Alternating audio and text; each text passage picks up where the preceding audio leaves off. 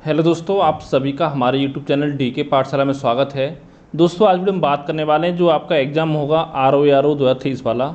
उसमें जो आपका इतिहास है उसके लिए आपको कैसे तैयारी करनी चाहिए, क्योंकि मेरे पास लगातार बच्चों को सवाल आते हैं कि सर इतिहास की तैयारी कैसे करें, कौन सी बुक पढ़ें और साथ ही कौन कौन से टॉपिक पर फोकस करें। तो पहले दोस्तों मैं बताना चाहता हूँ आपको कि जो आपका प्राचीन, मध्यकालीन और आधुनिक इतिहास तीनों से मिलाकर देखी जाए तो लगभग आपके 20 से लेकर के 22 क्वेश्चन आपके एग्ज़ाम में पूछे जाते हैं। ठीक है। अब देखिए, अगर आपके 20 क्वेश्चन अगर आपके एग्जाम में आ रहे हैं तो अगर इसमें से आपके 15 क्वेश्चन भी अगर आपके सही हो रहे हैं तो समझ लो बहुत ही अच्छे क्वेश्चन आपके सही हो रहे हैं। तो देखा होगा सबसे जो टफ पूछा जाता है वो आपका इतिहास ही पूछा जाता है, चाहे आपका ROR की बात हो चाहे आपका यूपी PCS की बात हो। यानी सारे क्वेश्चन तो जिनका ऑप्शनल होता है PCS या UPSC में वो भी नहीं कर पाते हैं। तो आपको टारगेट चलना है कि आपको 15 क्वेश्चन आपके कैसे सही होने चाहिए। तो इसके दोस्तों पहले बताना चाहता हूँ कुछ इंपॉर्टेंट टॉपिक कौन कौन से हैं आपके। तो देखिए दोस्तों, अगर हम बात करें प्राचीन भारत की तो यहाँ पर देखिए दोस्तों, जैन धर्म और बौद्ध धर्म ये आपको जरूर पढ़ना है, क्योंकि यहाँ से एक क्वेश्चन तो आपका 100% आपका आने ही आना है, चाहे तो जैन धर्म से आएगा चाहे बौद्ध धर्म से आएगा। जैसे जैसे महात्मा बुद्ध का कुछ पूछ सकता है आपके कि कहाँ उन्होंने पहला उपदेश दिया था, अपना आखिरी समय कहाँ बिताया था। ठीक है। जब उन्होंने गृह यानी जब उन्होंने अपना घर छोड़ा था उसको क्या कहा गया है, और साथ इनकी बौद्ध संगति जो हुई है आपकी वो कहाँ हुई है, किसके शासनकाल में हुई है। तो इस टाइप क्वेश्चन बनते हैं। फिर दोस्तों आपका आता है मौर्य साम्राज्य। इसमें क्या है, जो भी आपके महत्वपूर्ण शासक हुए हैं वो पढ़ने हैं आपको।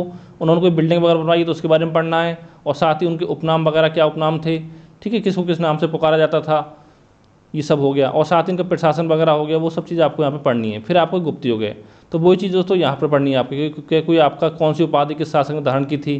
ठीक है। और कोई आपका बिल्डिंग वगैरह मंदिर वगैरह बनवाया गया था तो किसने बनवाया था, कम बना था, ये सब आपको ध्यान रखो, कहाँ है वो, ये सब ध्यान रखने हैं। और दोस्तों साथ ही आपकी पुस्तक में लेखक जितनी भी आपकी पुस्तक थी, अकबरनामा वगैरह हो गई, ये ठीक है, कालिदास ने जो लिखी हैं आपकी, ये सब पुस्तकें जो भी आपकी हैं प्राचीन भारत की वो सारी आपको पढ़नी है, क्योंकि यहाँ से भी एक क्वेश्चन आपके एग्जाम में बन सकता है।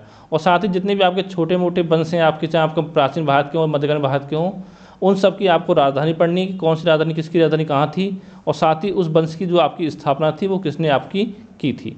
और साथ ही जो आपके विदेशी यात्री आए थे भारत, उनका आगमन किसके काल में हुआ था। ठीक है। जैसे पूछ सकता है फायान किसके काल में भारत आया था, कहाँ से आया था, वो सब चीज़ें आपको यहाँ पर पढ़नी है। फिर दोस्तों बात करते हैं हम मध्यकालीन भारत की। तो यहाँ पर दोस्तों मेन फोकस करना है आपको दिल्ली सल्तनत पर। यहाँ से क्वेश्चन बन सकता है कि प्रमुख शासकों के बारे में जो उन्होंने काम किए थे, आपकी प्रशासन कैसी व्यवस्था कैसी थी, आपकी कला एवं स्थापत्य कला कैसी थी आपकी। ठीक है। साहित्य वगैरह जो भी पुस्तक वगैरह लिखी गई हैं आपकी, सब पढ़ना है आपको। कोई बिल्डिंग बनाएगी उसके बारे में पढ़ना है, जैसे कुतुब मीनार है, कहाँ है, कैसे बनवाई थी, ठीक है, उसकी विशेषता वगैरह। और मुगल वंश, वही आपको मुगल वंश में पढ़ना है, जितने जो भी आपके प्रमुख शासक हुए हैं उनकी प्रशासन क्या था, साहित्य वगैरह उनके। ठीक है। और साथ ही फिर पढ़ना है आपको भक्ति एवं सूफी आंदोलन, यहाँ से कभी क्वेश्चन बन जाता है आपका। और फिर आपका अंग्रेजों की सिख मराठा बंगाल से जो संबंध थे वो कौन सा युद्ध कहाँ हुआ था। जैसे पूछ सकता है आपसे कि कर्नाटक का प्रथम कर्नाटक युद्ध कब हुआ था। ठीक है। चारों दे देगा, चारों नाम दे देगा, उसमें कब हुआ, पहला कब हुआ, दूसरा कब हुआ, तीसरा कब हुआ। ठीक है। इस तरह से पूछता है आपसे। और साथ ही उस समय आपका गवर्नर जनरल कौन था, किसकी विजय हुई, किसकी हार हुई, वो सब चीज़ आपको पढ़नी है। और थोड़ा बहुत शिवाजी के बारे में पढ़ लेना। ठीक है। तो ये दोस्तों बात होगी आपकी मध्यकालीन भारत की। अब बात करते हैं हम आधुनिक भारत की। यहाँ पर क्या पढ़ना है, सबसे पहले पढ़ना है आपको यूरोपीय कंपनियों का भारत आगमन की कौन सी कंपनी कब आई थी। ठीक है। और किसने अपनी पहली फैक्ट्री कहाँ स्थापित की थी। तो जो इसका शासक है कोई अच्छा काम किया तो उसके बारे में पढ़ लेना थोड़ा बहुत, आपको ज़्यादा डीपली आपको नहीं जाना है। फिर दोस्तों यहाँ से भी वेरी वेरी इंपॉर्टेंट है आपका कि गवर्नर जनरल वायसराय, कि जैसे पूछ सकता है कि 1870 में क्रांति हुई थी, उस समय आपका गवर्नर जनरल कौन था। ठीक है।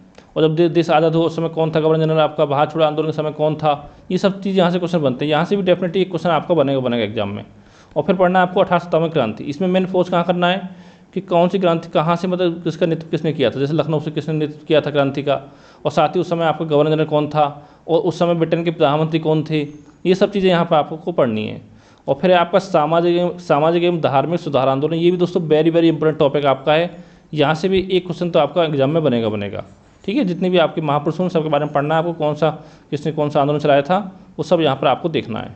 फिर है दोस्तों आपको 1885 से लेकर 1987 तक की जितनी भी घटना और आपके आंदोलन हुए वो सारे आपको पढ़ने हैं, चाहे आपके, ठीक है, जैसे खिलाफत आंदोलन हो गया, असहयोग आंदोलन हो गया, यानी कि जिसमें आपको महात्मा गांधी ने भाग लिया है वो तो डेफिनेटली आपको पढ़ने ही पढ़ने हैं। और साथ ही पुस्तकें में लेखक जितने भी आपके क्रांतिकारी हुए हैं, जैसे कि आपकी महात्मा गांधी ने कोई पुस्तक लिखी हो, आपकी सरोजिनी नायडू की पुस्तक लिखी है, एनी बेसेंट ने कोई पुस्तक लिखी है। ठीक है। उनका नाम क्या, पुस्तक हो गई, पत्र हो गया, पत्रिका वगैरह हो गई, ये सब आपको पढ़ना है। और फिर आपका कांग्रेस के महत्वपूर्ण अधिवेशन, जितने भी अधिवेशन हुए हैं, दोस्तों यहाँ पर सारे अधिवेशन आपको नहीं पढ़ने हैं। जो भी आपको इंपोर्टेंट अधिवेशन होते हैं उसमें 15-20 आपको पढ़ने होते हैं। जैसे पूछ सकता है कि राष्ट्रगान पहली बार कब गाया गया था, कौन से अधिवेशन में, राष्ट्रगीत कब गाया गया था, कौन सा अधिवेशन ऐसा था जिसमें गांधी जी ने आपकी यानी उसकी अध्यक्ष रहे थे, गांधी जी पहली बार एकमात्र बार रहे हैं। ठीक है, कि कांग्रेस का ऐसा कौन सा अधिवेशन था जिसमें पहली महिला अध्यक्ष रही थी, भारतीय पहली महिला अध्यक्ष रही थी, ये सब पूछ सकता है आपसे। ठीक है, फिर किसान आंदोलन वगैरह जो हुए हैं आपके, जनजातीय आंदोलन, उसके बारे में थोड़ा पढ़ लेना है कि किसने उसका नेतृत्व किया और कब हुआ, क्योंकि कभी कभी आपसे मैचिंग ये पूछ लेता है कि कौन सा कब हुआ था आपका। और ये बता दिया कि गांधी जी समझ जितने भी आपके आंदोलन चलाए गए हैं, खिलाफत आंदोलन, असहयोग आंदोलन, भारत छोड़ो आंदोलन, ठीक है, चंपारण वगैरह हो गया या खेड़ा आंदोलन हो गया, ये सब आपको पढ़ लेने हैं जो भी घटना आपकी घटित हुई हैं। तो दोस्तों इतना करना है आपको भारत के इतिहास में। ठीक है, इतना अगर आप अच्छे से तैयार कर लो, देखिए मानो अगर 25, 20, 22 क्वेश्चन अगर आपके आते हैं तो 15-16 क्वेश्चन तो कम से कम आपके ये टॉपिक से आपको एग्जाम में मिल जाएंगे। क्योंकि ज़्यादा समय नहीं, लगभग 100 दिन का समय बचा हुआ, तो अपनी तैयारी अच्छे से करते रहें।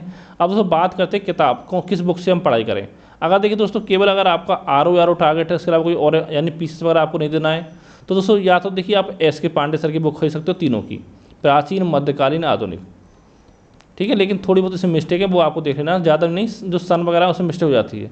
ठीक, कहीं पे आपको 4 फरवरी मिलेगा, कहीं 5 फरवरी मिलेगा, उस टाइप से आपको थोड़ी मिस्टेक है, उसको आपको देख लेना है तीनों की।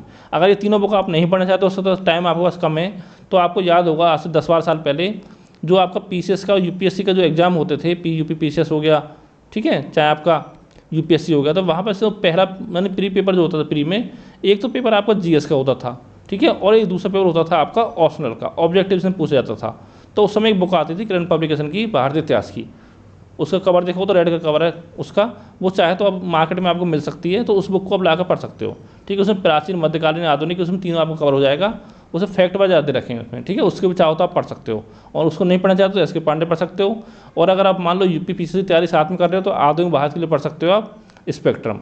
ठीक है, इतना आपको तैयार कर, देखिए ज़्यादा बुक नहीं पढ़नी है, एक चीज़ के लिए केवल एक बुक आपको पढ़नी है।